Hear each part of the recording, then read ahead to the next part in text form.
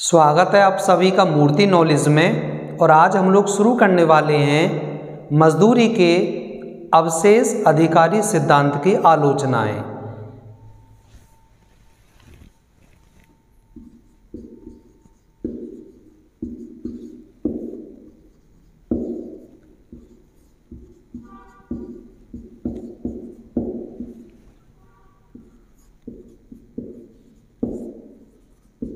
मजदूरी के अवशेष अधिकारी सिद्धांत की आलोचनाएं।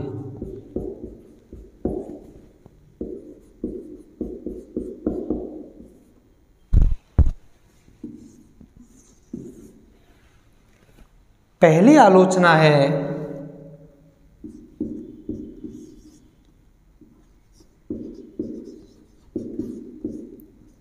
अपूर्ण सिद्धांत।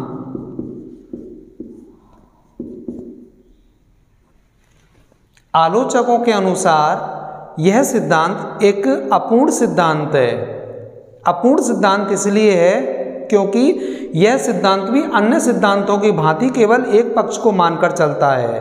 यह सिद्धांत मजदूरों की पूर्ति पक्ष पर कोई ध्यान नहीं देता है। इसीलिए आलोचकों ने इस सिद्धांत को अपूर्ण सिद्धांत कहा है, यानी अपूर्ण और एक पक्षीय सिद्धांत कहा है। एक पक्षीय इसलिए कहा है क्योंकि यह सिद्धांत केवल एक ही पक्ष को मानकर चलता है, यानी जो श्रमिक हैं उनकी पूर्ति पक्ष पर कोई ध्यान नहीं देता है।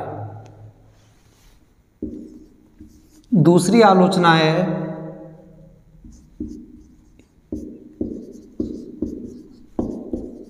एक ही देश में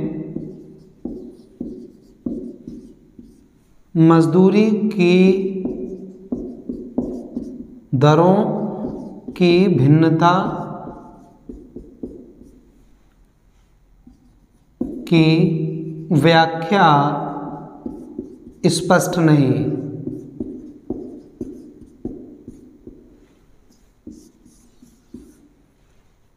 आलोचकों का ये मानना है कि यह सिद्धांत इस बात की तो व्याख्या करता है कि विभिन्न देशों में मजदूरी की दरों में अंतर क्यों होता है, लेकिन यह सिद्धांत इस बात की व्याख्या नहीं कर पाता है कि एक ही देश के विभिन्न भागों में मजदूरी की दरों में भिन्नता क्यों है, यानी अलग अलग मजदूरी दर क्यों है एक ही देश के विभिन्न भागों में। इस चीज की व्याख्या करने में सिद्धांत एकदम असमर्थ रहा है।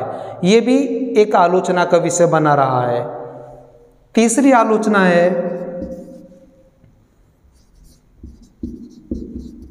अवास्तविक सिद्धांत।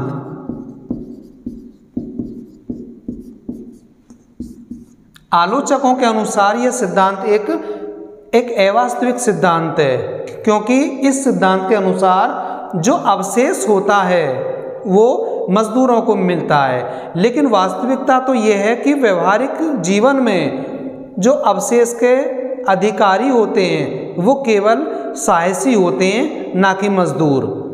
तो ये भी एक आलोचना है इस सिद्धांत की। चौथी आलोचना है मजदूर संगठनों की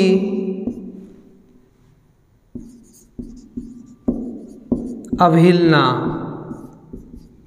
इस सिद्धांत में मजदूर संगठनों पर कोई ध्यान नहीं दिया गया है। इस सिद्धांत में मजदूर संगठनों की अनदेखी या अवहेलना की गई है, जो कि मजदूरों की मजदूरी बढ़ाने में अपना महत्वपूर्ण योगदान देते हैं। तो इस एक महत्वपूर्ण पक्ष की इस सिद्धांत में अनदेखी की गई है, जो कि मजदूरी बढ़ाने में अपना एक अहम योगदान देते हैं। तो ये भी एक इसकी एक काफी अच्छी आलोचना रही है। पांचवा पॉइंट है इसका